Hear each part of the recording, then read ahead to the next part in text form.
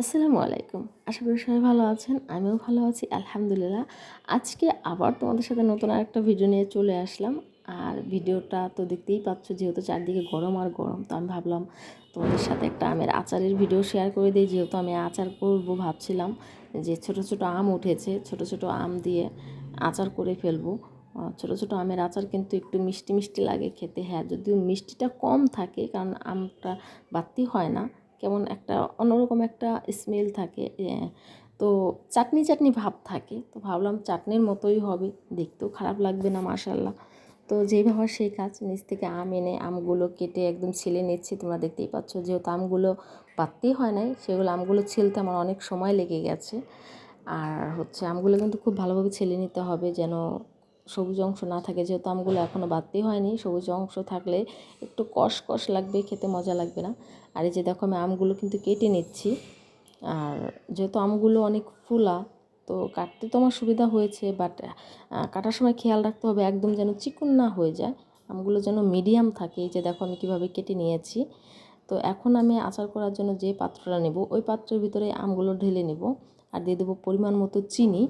এই যে দেখো, চিনি দিয়ে কিন্তু খুব ভালোভাবে নেড়ে নিতে হবে। আর চিনিটা না গলা অবধি, চিনি থেকে পানি বের না হওয়া অবধি ঢাকন দিয়ে ঢেকে রাখতে হবে। তো প্রায় আধ ঘন্টার মতো ঢেকে রাখলে এনাফ। আর এদিকে আমি আচারের জন্য মশলা বানিয়ে নেব। তো তার জন্য আমি নিয়েছি 1 চামচ পরিমাণ পাঁচফোড়ন, নিয়ে নিচ্ছি 1 চামচ পরিমাণ জিরা।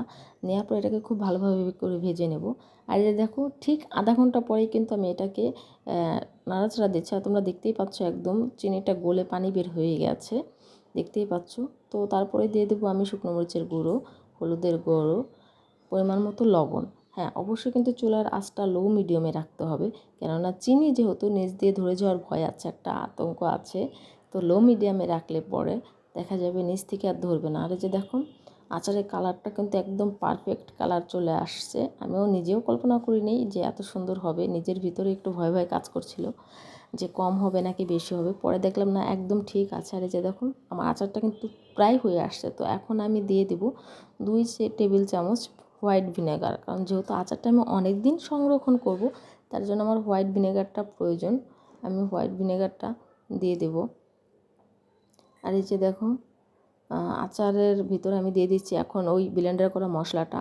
এটা কিন্তু দিতে হবে, এটা না দিলে কিন্তু তোমরা আচারের ফ্লেভার পাবেই না, কারণ আচারের মূল হচ্ছে পাঁচফোড়ন। পাঁচফোড়ন না দিলে কিন্তু আচারের কোনো মজাই পাবে না তোমরা। তো দেখো, লাস্ট ফিনিশিং আমার আচারটা হয়ে গেছে, মানে এত তাড়াতাড়ি আচারটা হয়ে যাবে আমি ভাবতেও পারি নাই। তো বন্ধুরা, আমার আজকের ভিডিওটা তোমাদের সাথে কেমন লাগলো অবশ্যই কমেন্ট করে জানাবে। আর যারা এখনও ভিডিওটা দেখো নাই, অবশ্যই দেখে নাও। তো সবাই ভালো থাকো, সুস্থ থাকো। আল্লাহ হাফেজ।